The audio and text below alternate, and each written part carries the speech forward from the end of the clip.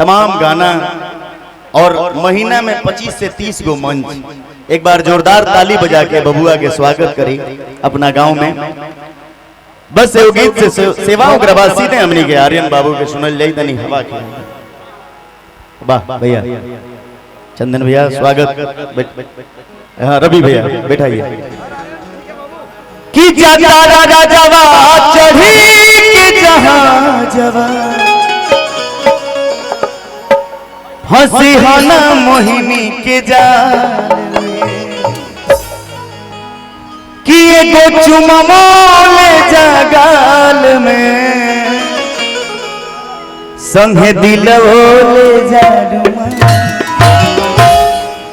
बोलो भैया तड़तड़ा के एगो चुममोले जगाल संगे दिलवोले जाडुमा। एगो चुममोले जगाल संगे दिलवोले जाडुमा। एगो चुममोले जगाल संगे दिलवोले जाडुमा।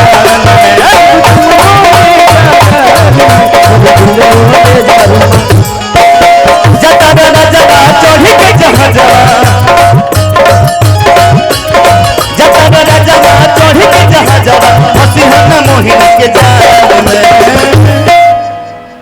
कि जता राजवा चढ़ी के जहाजवा अरे हंसी हना मोहिनी के जाल। एगो चुम्मा ले जा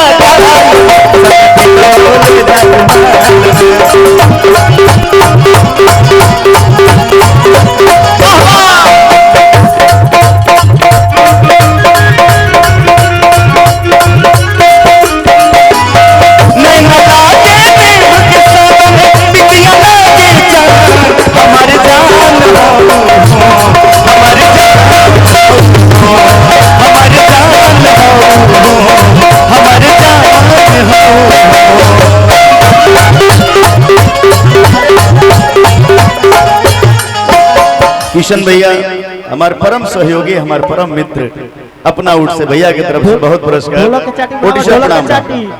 जल्दी में हाँ साउंड वाला भैया ढोलक के चाटी कि हमरा चरा पे कद तू साइन पिया।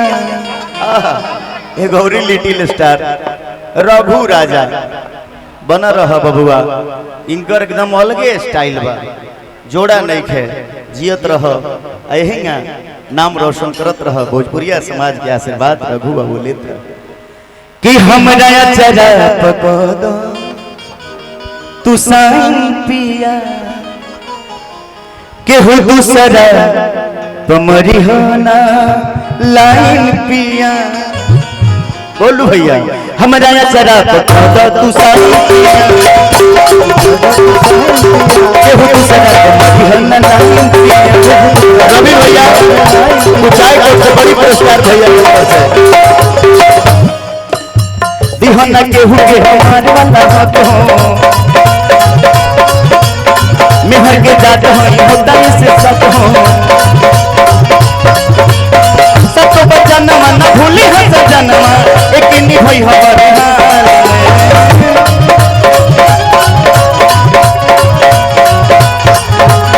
सब तो बचनवा न भूली हंस जनवा एक नी भई हमारे हाल में। एगो चुम्मा ले जा गाल में संगे दिलवोले जाडुमाल में। एगो चुम्मा ले जा गाल में संगे दिलवोले जाडुमाल में। एगो चुम्मा ले जा गाल में संगे दिलवोले जाडुमाल। एगो चुम्मा ले जा गाल में संगे दिलवोले जाडुमाल। एगो चुम्मा ले जा गाल में संगे दिलवोले जाडुमाल। एगो चुम्मा ले जा गाल में संगे दिलवोले जाडुमाल। एगो चुम्मा ले जा गाल में संगे दिलवोले जाडुमाल। एगो अंतिम गाना